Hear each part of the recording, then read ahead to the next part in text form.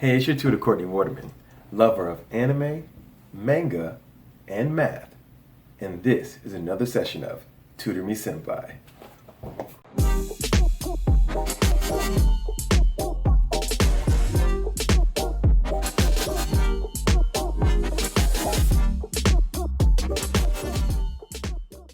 Welcome back, everyone. Today we're jumping into our 6th grade topic, finding the greatest common factor. If you have any question about what you see here today, or maybe even some of your own homework, remember you can always put it in the comment box below or visit me on Facebook at Tutor Me Senpai. If you find this video helpful, remember to leave that like, it really helps the channel. And while you're at it, hit the notification bell and smash the subscribe button so you know exactly when I drop my next videos. Without further ado, let's jump into our question for today.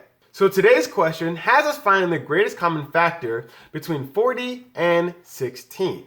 Now, you might be asking, what is the greatest common factor? What's the definition of that? Well, that's simply what is the largest factor or the largest number that goes into both of these. So today I'll be showing you two methods that I hope will help you find the greatest common factor whenever you have to do these kind of questions. The first method is the tree method. So the reason why we call it the tree method is because we're going to be making a tree out of the factors, right? So we're going to figure out all the factors for 40 and 16, and then we're going to calculate the greatest common factor from that. But we're going to write it in tree form. So 40, if we try to find the two factors that go into 40, you can get 20 and 2, right?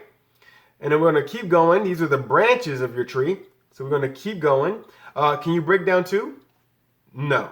We can break down 20 though, right? So what two factors go into 20? Well, that's 10 and 2, right? So once again, you couldn't break down this 2, so you can't break down this one. So we can break down this 10 though, right? So what two factors go into 10? 5 and 2. Now can you break down this 5? No. And this is just another 2, which you couldn't break down these, so you can't break down this. And the reason why you couldn't break these down is because these are the prime factors. So the purpose of this tree is to break down this number in order to find its prime factors, or what we call prime factorizations. So here are the prime factors for 40. Now we're going to do the same thing here. So it'll be 8 and 2. You can't do anything with 2. It's a prime number. So we break down 8. It's 4 and 2. Break down 4, 2 and 2. Okay? So now we have the prime factorization for 40 and 16. So once again, this is called the tree method, in which each number branches out into its factors. Hence, a tree. But we're not done yet. This is just halfway done. We have to take the prime factorizations for each of these and then compare them as such. So I'm going to remove the trees, but I'm going to write the prime factorizations out for each of these. So now we have the prime factorizations for 40 and 16. Realize all of these are prime numbers, so we can't break them out anymore, hence prime factorization. So now that we have the prime factorization, we move on to our final step, which is finding out which factors are in both. So if we start from the right side and look at this 2, is there 2 in the bottom that would match it? Yes. So I like those. All right. How about this 2? Is there a 2 in the bottom that will match it? Yes. I like that. How about this 2? Is there a 2 in the bottom that will match it? Yes. How about this 5? Is there a 5 in the bottom that will match it? No. How about this 2? Is there a 2 in the top that will match it? No. So you see, we have 3 pairs that actually match. And all of them are 2 actually for this one, but that's not important. The most important thing you take away from this is you have to find the matching pairs. This can be any prime number here, but as long as it's both in the top and the bottom, we want to take note of those.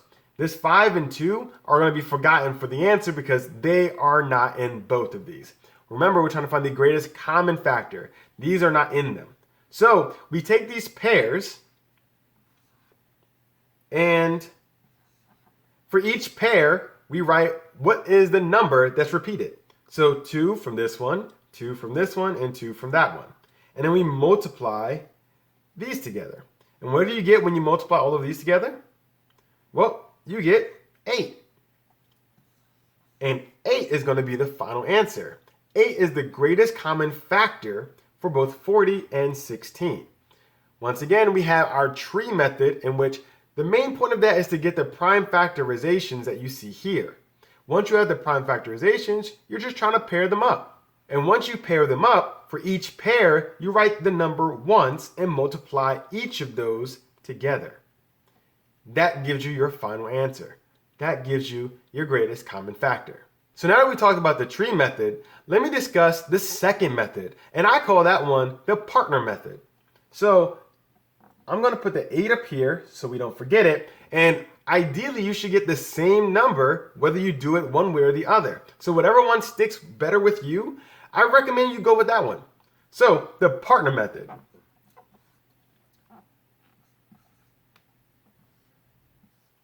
The reason why I call this one the partner method is because we want to find all unique pairs of numbers that, when multiplied together, give you these numbers here, right? So for 40, we want to list all the pairs of numbers that, when multiplied together, gives you 40. So let's start with 40 here. So we know 1 times 40. When you multiply those two, you get 40. We know it's 2 times 20, right? We know 4 times 10. Do we have anything else? Yes. 5 times 8. And do we have anything else? No. All right, so let's move on to 16. We have 1 times 16. We have 2 times 8. We have 4 times 4. Do we have anything else? No. So as you see, we wrote the pairs here, right? We partnered these two numbers together and we wrote down all the different partners here. But you see, we don't repeat it. So I could say 8 times 5, but that's the same thing as that, just in a reverse order. So we want to get the unique pairs, the unique couples for these, right? The unique partners for these, right? So we have our partners for this set, our partners for that set. And now we look at what's in common. We got 1 in common. We got 2 in common. We got 4 in common. We have 8 in common.